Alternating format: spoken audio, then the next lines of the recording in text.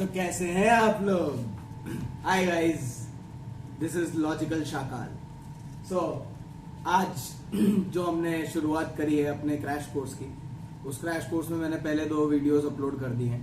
वो दोनों photo electric effect and what is a photon पे हैं। उनको जाके जरूर देखो, उन्हें लाइक करो, कमेंट करो, सब्सक्राइब करो, और उसके साथ साथ आपके जो भी क्वेश्चंस है, questions regarding concept as well as questions regarding जो आपके एग्जाम्स में आते हैं, आप कोई सा भी क्वेश्चन मेरे से पूछ सकते हो। इवन आप मेरे इंस्टाग्राम पे जाके भी सर्च कर सकते हो, नितिन रावत मेरा नाम है, वैसे जादू मैंने अपने यूट्यूब के लिंक में दे रखा है।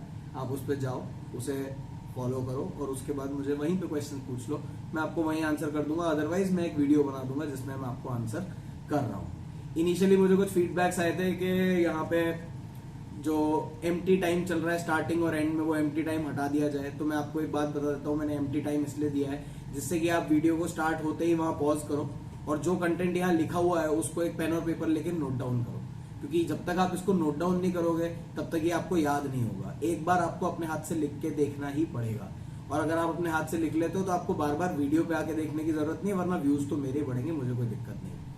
एज वेल एज अपने जो एंड में मैं छोड़ रहा हूँ उसको क्यों वापस और टाइम छोड़ता हूँ, जिससे कि अगर मैंने कोई चेंजेस किए हैं या कुछ एक्स्ट्रा चीज लिखी है जो लिखते लिखते शायद आप भूल गए हो नोट करना, तो आप उसके एंड में भी नोट कर सकते हो। तो ध्यान रखो, उठो, जाओ, पेन पेपर लेके आओ और लिखना शुरू करो।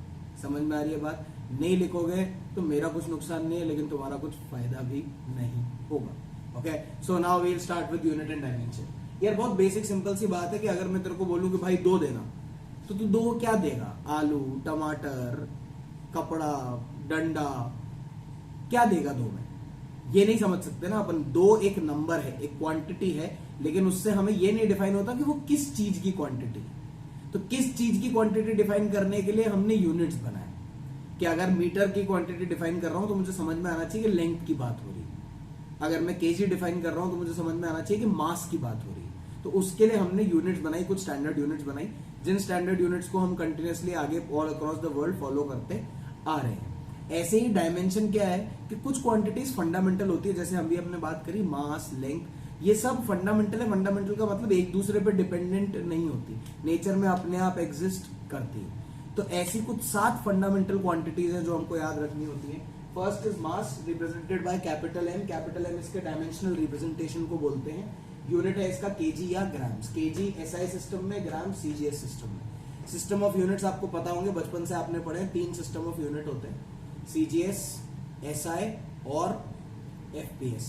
FPS is a British system, foot, pound and second. CGS is कौन सा centimetre, gram and second. Same way SI, जिसे हम पहले एमकेएस बोला करते थे, मीटर, केजी एंड सेकेंड। तो दैट इज एसआई सिस्टम, जिसे एमकेएस भी बोला जाता था।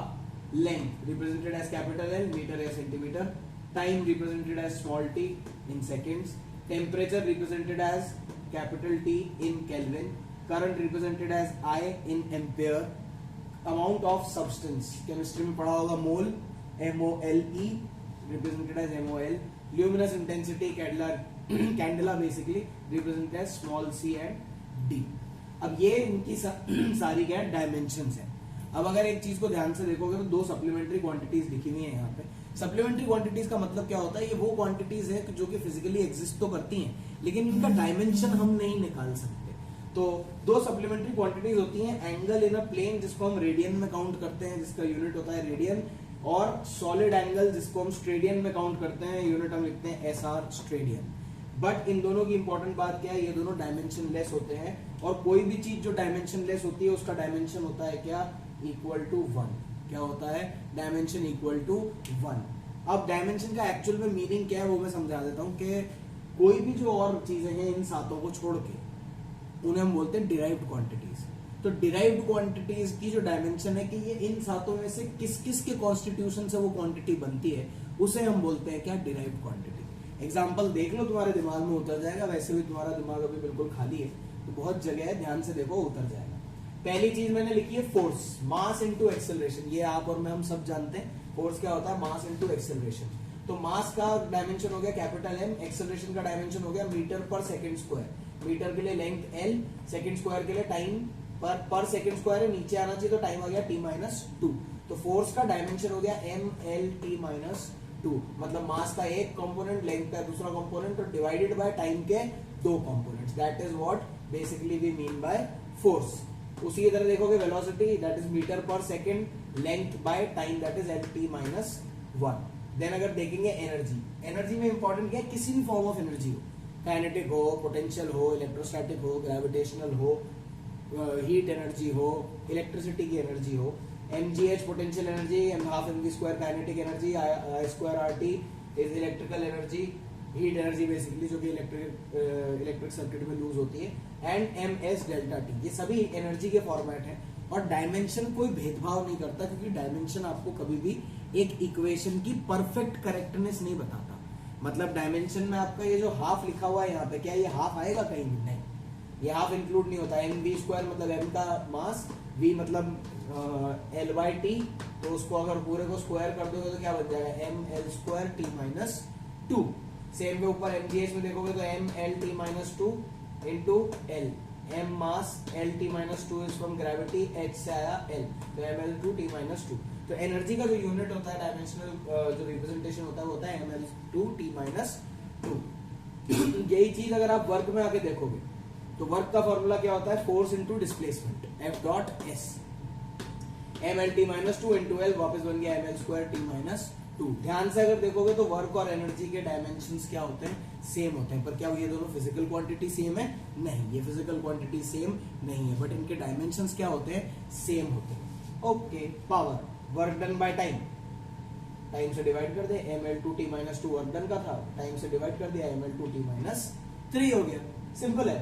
Pressure, force by area, force is M L T minus two divided by L square, that is M L minus one T minus two. मन में एक सवाल आ रहा होगा कि सर इतनी सारी चीजें लिख दी, याद थोड़ी होंगी। बात सही है भाई, याद करनी भी नहीं है, क्या पागल है क्या यार? Power, work, velocity, force, energy, pressure, इन सब के फॉर्मूले याद करने पड़ते हैं क्या? नहीं, ये तो बेसिक फॉर्मूले है। फोर्स अपॉन एरिया, फोर्स का मेरे को पता है, फोर्स क्या होता है, मास इनटू एक्सेलरेशन, लिख दूंगा। अगर नहीं आता होगा तो निकाल लूंगा, डिराइव कर लूंगा, इसमें इतनी क्या बड़ी बात है, कोई बड़ी बात नहीं। अब अपने लिए जो इंपॉर्टेंट है वो मैं तुम लोगों को बता रहा हूँ, वो तुम्हारे लिए एज होमवर्क है, मैंने तुमको ये करके बताया है यहाँ पे कि डिराइव्ड क्वांटिटी हम कैसे निकालते हैं। अब find the quantities which has similar dimensions. इसमें से कई सारी ऐसी क्वांटिटीज जिनके डायमेंशन सेम है, मैंने लिखी है area, volume, density, momentum, angular momentum, angular velocity, force, energy, work, torque, couple, pressure, elastic, moduli and stress. इतनी चीजें मैंने लिखी हैं। इनमें से कई सारी चीजों के जो डायमेंशंस हैं वो सेम हैं। कौन कौन सी चीजें हैं जिनके डायमेंशन सेम है वो आपको निकालना है, कमेंट बॉक्स में कमेंट करके बताना है, या फिर मेरे इंस्टाग्राम पे मुझे कमेंट करके बताना है। और अगर आपका डाउट आता है कुछ भी, कोई चीज आपको नहीं समझ में आ रही है इसमें, वो भी मुझे बता दो, मैं उसको सॉल्व कर दूंगा।